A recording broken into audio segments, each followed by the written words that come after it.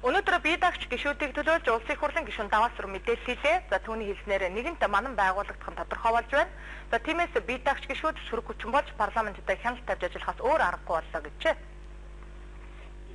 За Даваасруу гишүүний мэдээлснээр засгийн газрын асуудлыг яаралчлан шийдэх шаардлага байгааг онцолсон.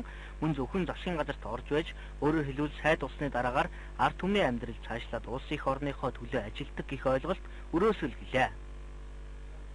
Засгийн асуудлыг яаралчлан шийдэх юм шаардлага байна. За манайд асуудал бол үндсэндээ бараг тодорхой болж явах шиг байна.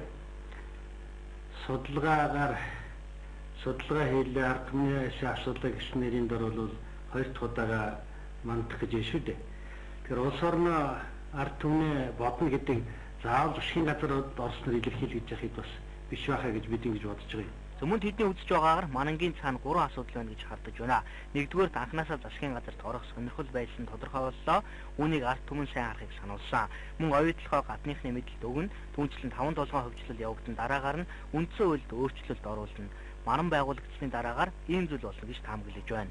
Тэгэхээр зайлшгүй сөрөг хүчин бол ийм зүйлүүдийг хараад байх ёстой байна гэж бид бодсон хэрэг шүү дээ. Ийм 3 зүйл байж болзошгүй учраас бол энэ парламентд хяналт тавих энэ чиглэлээр бол сөрөг хүчин байх ёстой.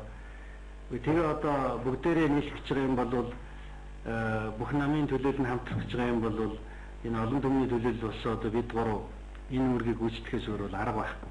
За хэрвээ бүх намын төлөөлөл хамтрах засгийн газар байгуулах дээрээ тулвал бид гурав сөрөг хүчин болж ажиллахаас өөр замгүй. Тэгэхгүй бол парламентэд хяналт гэдэг зүйл үгүй болно. Тиймээс алдсан үед нь засаж залруулад амжилт гаргасан үед нь дэмжиж явна гэж мэдгдлээ. За Чингэлтэй дүүргийн